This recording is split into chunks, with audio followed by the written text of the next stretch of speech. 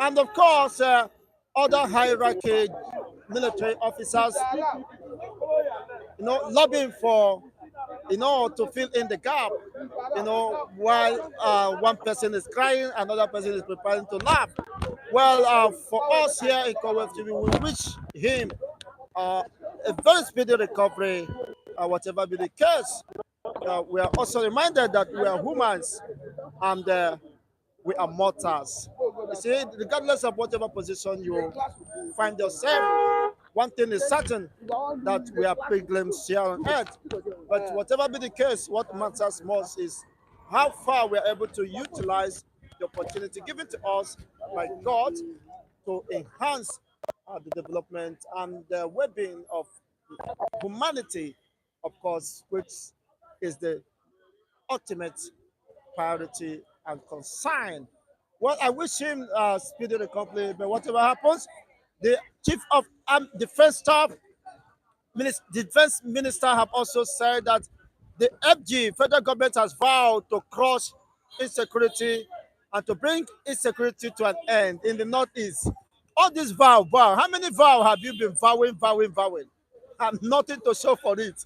And the Bible says in the book of Ecclesiastes, for the Christian people, it is better that you don't make a vow. Of course, you are making a vow unto God and man, and you don't keep it. It will be regarded as an act of foolishness and an act of stupidity. So, how many vows and the vow that have been coming up? Is it, of course, something that could be done using vows, or what does the Constitution say? That the primary responsibility of any responsible government is the priority placed on the safety and the well-being of the citizenry. It is not a matter of vowing. We are tired of vowing while people are dying. Every day you vow. What has that to do? That is religious abuse and rascality. Nigerians are waiting for the government of the day to address the myriad of problems: insecurity, hunger, starvation, rocking the Nigerian state, and people are dying of hunger.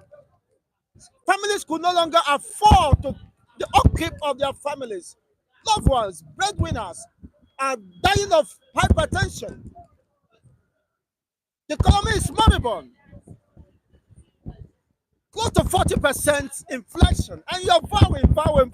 This is quite unacceptable, and the state of irresponsibility. Well, we have to, of course, discuss this not just Chigozie alone, but with other analysts who are here to express their own candid opinion regarding this development.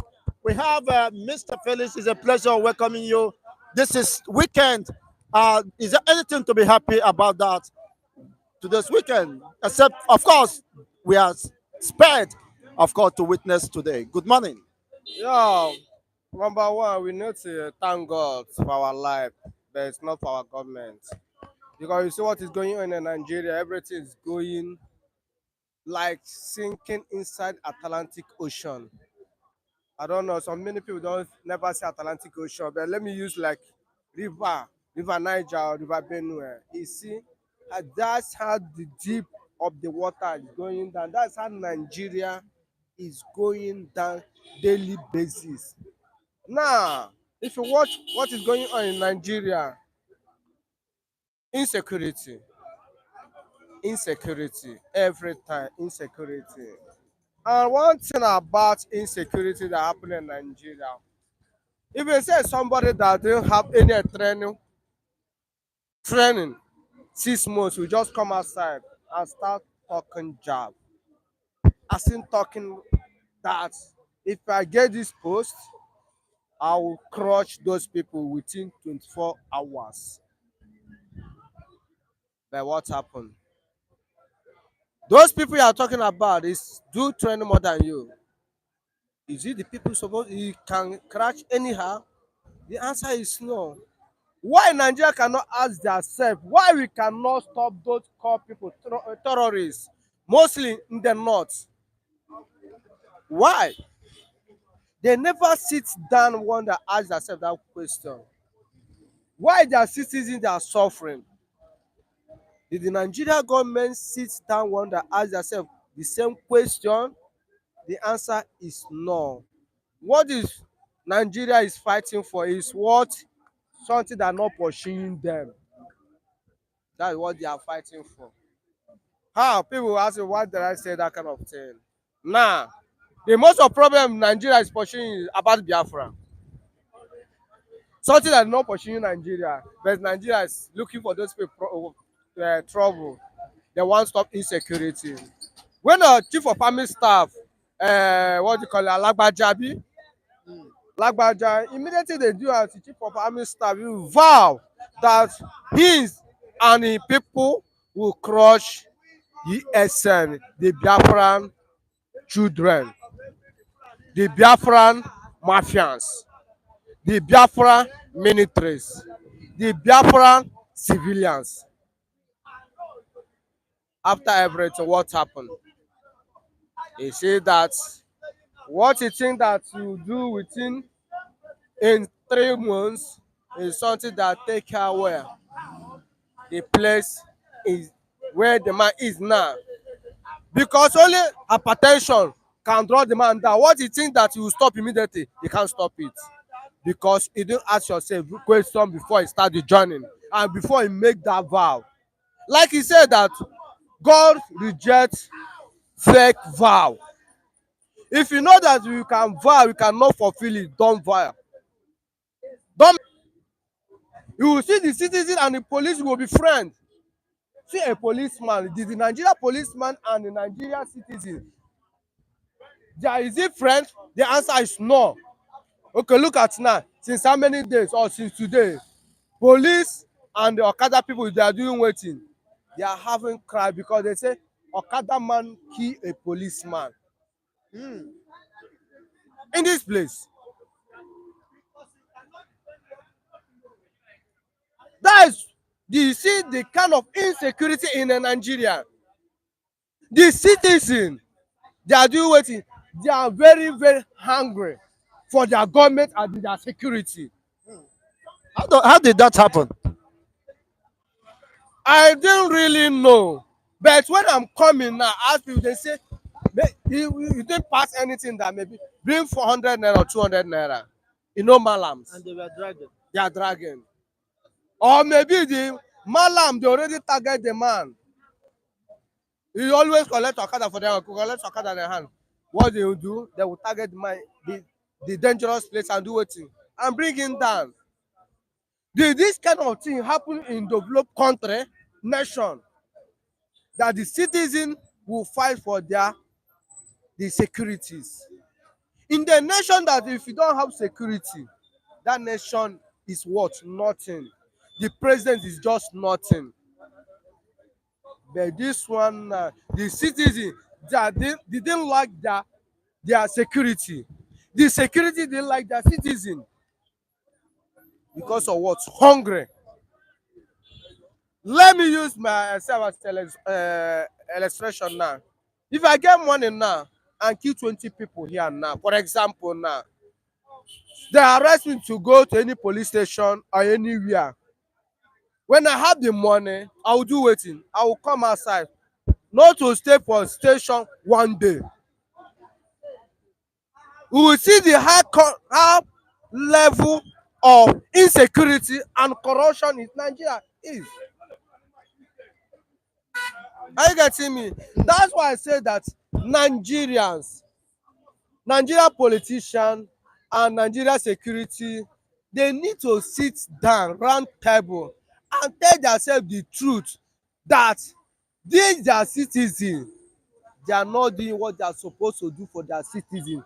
Give them food, give them accommodation, give them light, give them free life. You will see that insecurity will do it to quench like fire immediately. Thank Exactly. you. Thank you so much. Just as the chief of army staff, who is now reportedly, of course, uh, being flown out of the country for urgent emergency medical attention. He said that insecurity cannot go except poverty and unemployment is being tackled, is being addressed by the executive, by the government of Nigeria. If you want to fight insecurity, it's not just by mere vowing. You vow to cross this, vow to cross this. These are rubbish. These are nonsense. If you must tackle insecurity, you must begin by addressing the root cause of insecurity, which is poverty and unemployment. And impoverished masses or population of this country are just potential disaster. Of course, when the society have relegated them down to the background, down to earth, they have no other option. But of course, their instinct for survival will inspire them to embark on criminality, violence, and other sorts of vices, which also will affect or impact negatively on the society. So it is not a matter of vowing or matter of religious sentiments or whatever. These are mere political propagandas. Unfortunately, the chief of army staff is incapacitated, as been reported by Sahara reporters and, of course, other medias. What can you say in under this current development and considering the enormous responsibility saddled, of course, on this position, on his position as the chief of army staff? Anyway, it's a bad culture in Nigeria that we like everything to be boju boju. We like to hide everything concerning the health of our officer, especially people that are in higher position, either political, but it's only political one that I think they usually do. This one that is a military officer. So I don't know why they are hiding his health status. Death is inevitable. Anybody can fall sick at any time. Anybody can die. As you are looking at me, I just lost my wife about a month ago. What position does she occupy? She's nobody. Death came and snatched her away from me. So death is inevitable. Sickness, anybody can fall sick at any fucking time. So what are you hiding about it? Oh, well, sorry for the loss. I wasn't aware of that. It happened. It actually happened. I lost my wife about a month ago. So Oh my goodness, very sorry about that. On behalf of CoWeb TV and SM Cruz, we send our condolences to Mr. Femi. It's is quite. well. I never heard of that, honestly. It is well. It is well, my brother. It is well. So I just want to say that I don't know what people are eating about when somebody falls sick or somebody die. If he has died, let people know. That office is not your daddy's farm, okay? So if you die, somebody else will take the place. What even if you are not die? If you decided to resign today, another person will take over. So as he has traveled now, as he has flown abroad, the office will not be empty because there is procedure. After him, there's somebody that will be acting on his behalf. I mean, There is massive lobbying going on. yes, now so there is massive. But that is the original person that will occupy the place officially. As he travel now, as he's not available now, some people, I mean, a particular officer will be acting on his behalf. He has not been officially announced that he is no longer unable to occupy the office or he is dead. It has not been officially announced, but what people are suggesting is that it's no longer able Health-wise, considered to be fit. to be fit into that office. So I don't know what people are eating about his health condition. But I pray that whatever has happened, may God console his family if he has passed on. If he has not, if God want to take him, he should take him. If he want to retain him, he should retain him. He should not be subjected to endless suffering on sick bed. After all of us, we are going to die. His name is Taurid. He's a Muslim. The way Muslims take death, I like it. They take it with faith. If he die today, let me tell you, if not because he will be subjected to some official rituals or whatever, they will bury him before today go out. So It's a very bad culture that Nigeria should stay away from, covering our officers' status and their condition. If they die, try to hide it. It's not something to be celebrated. It's not something that we should encourage at all. Honestly, we are mortals, and as humans, Yes, of course. we are subject to death. Yes, of Or course. is a somebody said that not just somebody, is a debt that everybody owes. It's just a time and where the fines when you will pay the debt. But what we pray that there will be an extension of life. Yes. Whatever be the case, the Minister of Defense said he has vowed to cause insecurity. Is it a matter of vowing or living up to her responsibility and obligation to the Nigerian citizens? Let me Vowing, vowing, vowing. upon power. Boko Haram is taking over the north. About 24 local government has been reported by the Nigerian media. Is under the control, full control of the insurgency, the Boko Haram. So what are they vowing, vowing, vowing? There is Are no they deceiving the masses? there is no time for vow. You don't need to vow. Just take the action and we will see. Vow doesn't bring us anything. His vow doesn't bring us anything. What we need is action. And I saw them acquire more jets. I told myself acquiring more jets is not important like using it effectively. Not that you will be carrying flying jet and you will look at some civilian and and throw bomb to them and you will say you think they are they are Boko Haram. So using it is not the same as even using it effectively. Go and use it in the right direction. Not that you will acquire jet and you will pack them somewhere to display during the Nigeria Army remembrance. You will just use them to display or use it to siphon money. It's not it's not going to be palatable. So continuous vowing, vowing, and vowing without action will not take us anywhere. What we need is political will to do the thing. It's not that Nigeria Army cannot do this thing, but they lack political will to do it because of some things that behind the war that we are fighting, like some cabal that behind all this thing, and like some sympathy that some Nigerian higher officer, higher hierarchy officer in the Nigeria Army, they have some sympathy For for the this insecurity terrorists, terrorists and the band. That is the truth of the matter. If they don't have sympathy with them, if they don't share any feeling with them, honestly speaking, they will have killed them. How will you describe we go and arrest some people, we make arrest while we were fighting people and we say, oh, they are repentant Boko Haram. Then we now try to we bring them back bring to them inside. inside and try to that is nonsense. That is nonsense. They don't even think about it that a leopard cannot change its skin. A fruit will not fall far from the tree. They should have known that these people have been brainwashed. How long have you tried to reorientate them, try to bring them back, Deradicalize de-radicalize them them in and quotes. bring them back? Before you associate them even to society, let alone bringing them Integrated them into into your own security system. architect. It's very risky and it doesn't make any sense. And to me, I've not heard anywhere around the world where they are doing that kind of a thing. That some terrorists will be arrested and the next thing is to bring them into security. Even if you want to bring them, you don't need to arm them. You can, if you convert them, you can make them your agents, collect information from them. It's not necessarily that you will now give them gun. You will now continue to be, they will be the one that will be following you to battlefield.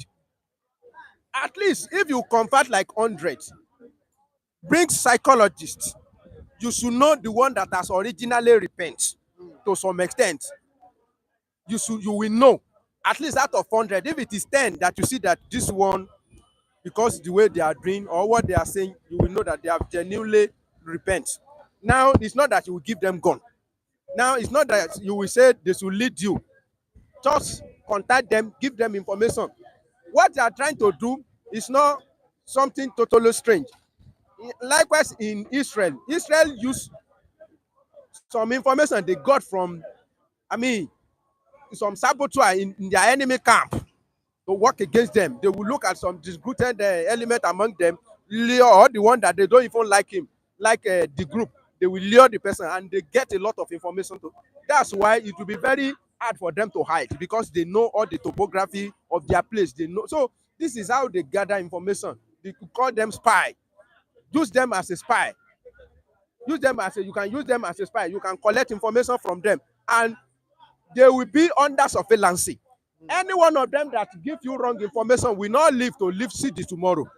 So if you give us wrong information, you know that you will die. It's not that we are going to leave you. You are not free yet. You are not free yet. But if we get information from you and it's genuine information, you give us like 3 or 4 information and it's work well, we can know maybe we will promote you.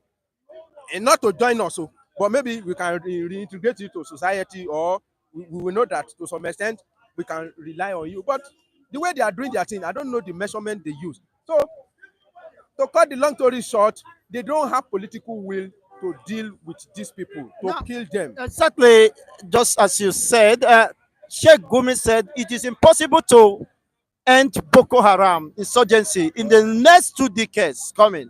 So people were attacking him, but with the current realities and the lack of political will, sabotage within the security architecture, you think that Sheikh Gumi is exactly right? So Gumi is right.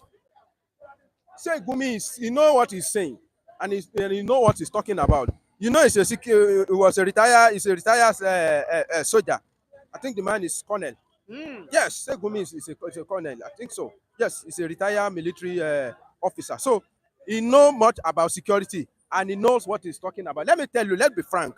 It's not easy to fight a terrorism war.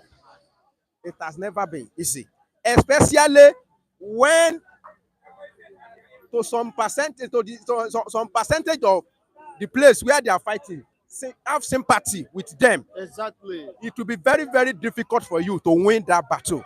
You can see what happened in Afghanistan. USA, United States of America, spend how many years in Afghanistan? What do they achieve? Eventually, they go back to their state and they, what's the name of that terrorist group? Taliban eventually took over Afghanistan. So terrorism has not been able to, it has never been easy to fight terrorism. As I'm talking to you now, despite that they kill them, despite that they kill Hamas leader, yet you will still see some people being recruited into the same group. As we are talking now, it may look like Israel is winning the battle, but I still don't see them winning the battle because all the hostage has not been rescued. And where are they? Where are those hostages that the Hamas took that time? That Israel was unable to rescue them. Despite that they have ruined almost all Gaza. Where do they hide them? Where do they hide those hostages? And one of the points of Netanyahu to fight this battle is to bring back the hostages, and he was unable to get one of the goal of the war. So it has not been easy to fight terrorism. Now come to Nigeria, where we don't have even have political will to fight the terrorism. So say We Gumi, don't have the technology we and don't have the otherwise. technology. We don't, even if we don't have enough technology, if you have political will, let me tell you, without much technology, if Nigeria government decided to deal with Boko Haram, honestly speaking, in the next 2-3 months, you will hear different news.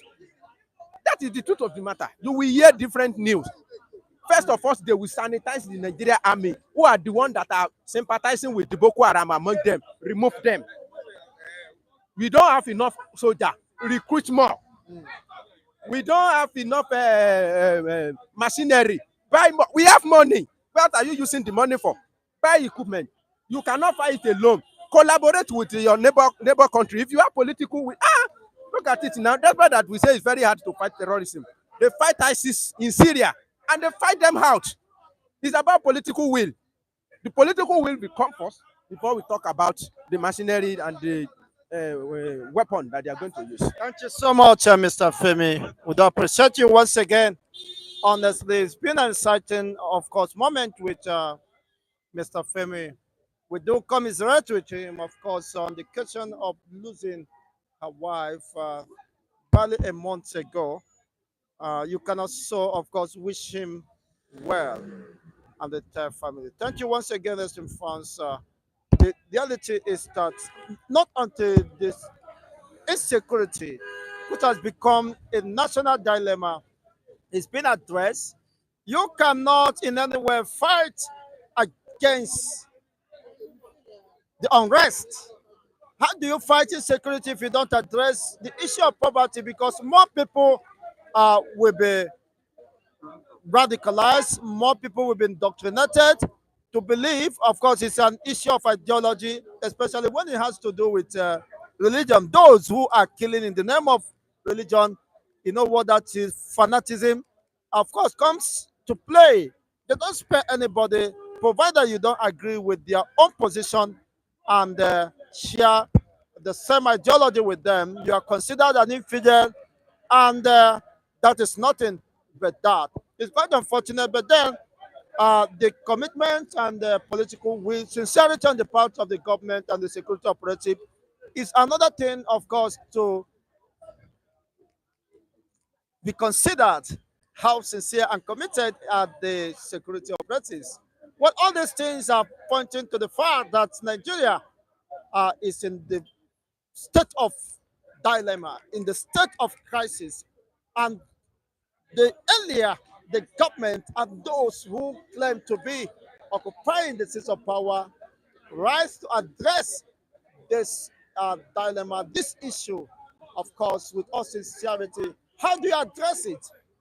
You must show political will and sincerity, addressing the insecurity through addressing the poverty stricken population of this country by creating employment, creating enabling environments. But such enabling environment cannot strive except there is security that can guarantee, of course, progress and economic revival. But unfortunately, we are not seeing the readiness or commitment on the part of the security, the government, let alone to talk about the security operative, which has been massively compromised. Very unfortunate. Everybody is now politicians. Of course, they're trying to take advantage of any opportunity available to them. It doesn't matter how many people goes down or whether the country is burning. But what should be the last solution, a workable solution that could be provided to these situations? For my own opinion, it is to balkanize the Nigerian state. Let this country divide. Let those who share common ideology, just as the northern hemisphere, let them have their own and govern themselves, come up with policies that could, of course, work out for them. The eastern people should also, who share common ideology, culture, and were able to relate together, would also define their own objectives, define their own government, master out ways they could harness their own resources and govern their own. Every problem is localized. The West should as well deal with their own problem locally, since they have common shared ideology and culture. Not until this is done, Nigeria may never return to the path of economic progress, peace, and progress. Well, that is my own point of view. If you think you have better solutions, let's get to know via the comment section. We do appreciate everyone for being part, who is part of this program this morning. And we are, of course, rounding up this program this moment, wishing you all the best of the weekend with your families and loved ones. And thank you once again for being part of the discussion. God bless you and have a very fantastic moment. I remain Tigos Ndibo, the host anchor. Bye for now.